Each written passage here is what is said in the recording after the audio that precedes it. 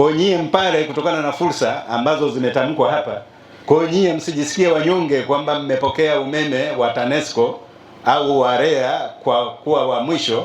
Wale wenzenu ambao waliupokea mapema wameshauzoea, lakini nyie kwa sababu mnaupokea mnakuwa wa mwisho, naamini mtakuwa na kasi zaidi, mtakuwa na ari zaidi ya kuhakikisha kwamba umeme unapoingia huo ambao ni wa uhakika, mnafanya maendeleo yenu na shughuli zenu za kiuchumi kwa kasi zaidi, ili muweze kuwafikia na uwezekano hata kuwazidi wale ambao waliupokea umeme mapema.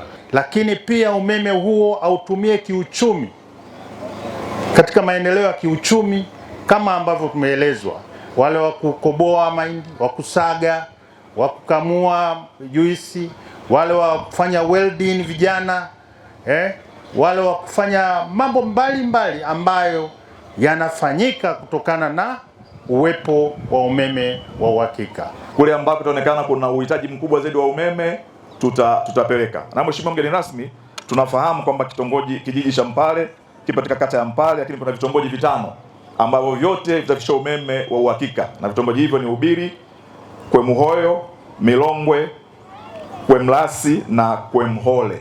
Vitongoji vyote hivi vitafikiwa na umeme wa uhakika, na ndugu zetu TANESCO watakuwa wanahusika na umeme huo.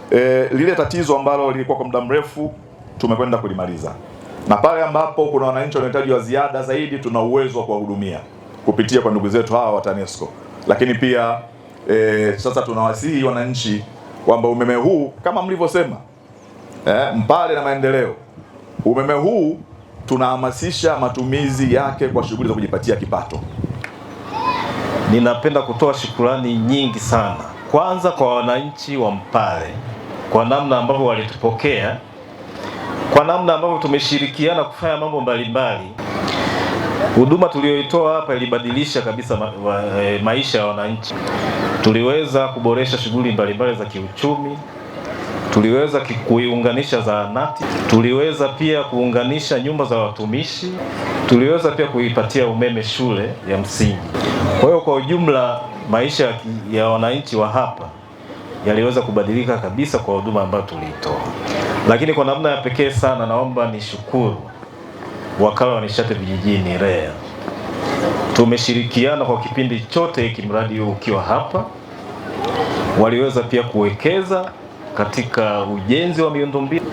Kwa hiyo tumefanya kazi kwa pamoja vizuri sana, lakini kwa kipekee sana nishukuru kwa hatua hii tuliyofikia leo.